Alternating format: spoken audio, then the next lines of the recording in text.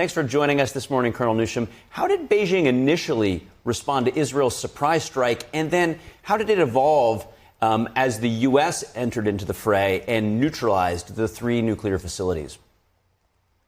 Well, from fairly early on, the Chinese blamed Israel for all the trouble, and they would make calls for de-escalation, for ceasefire, etc.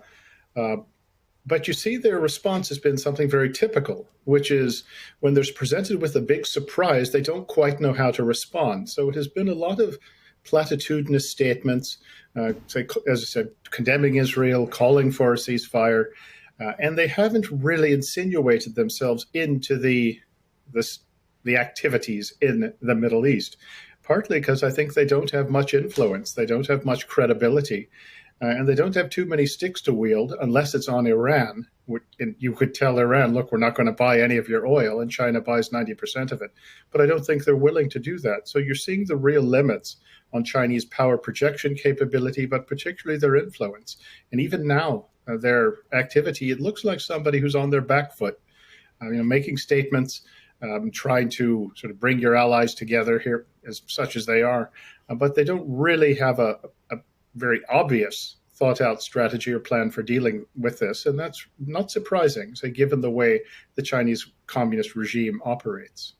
Do you think U.S. backing of Israel against Iran has any deterrence capabilities or qualities in the way that the Asia-Pacific theater is arranged, with Beijing bullying some of its neighbors?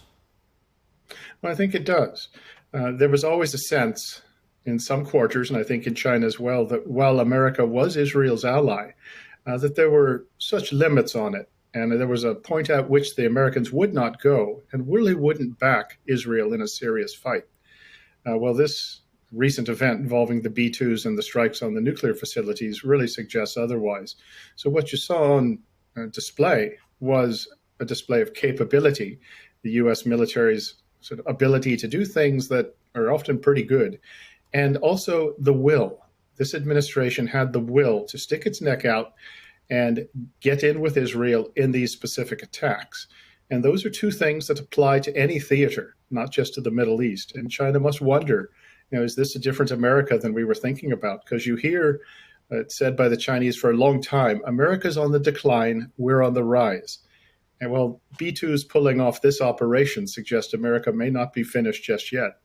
And China should have some second thoughts about this.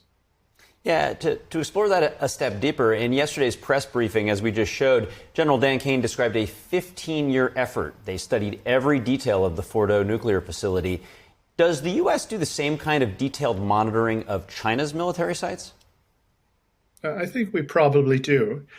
One has always hoped that as things go on, that America has some really smart guys in some hidden offices somewhere who are coming up with things that will surprise us.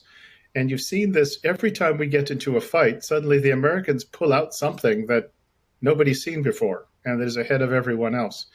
And I think that this is not the only operation like this that we have going. It'd be premature to write off the Americans, as the Chinese were starting to do, and as some other countries have as well. And as noted, it's not just the Chinese who see what we've got, but it's allies and other adversaries who think maybe they've underestimated the Americans. There's, of course, the possibility they think, well, this administration is just a one-off, and if we wait them out, we'll get someone like previous administrations, other than Trump one, that generally are not willing to stick their necks out too far.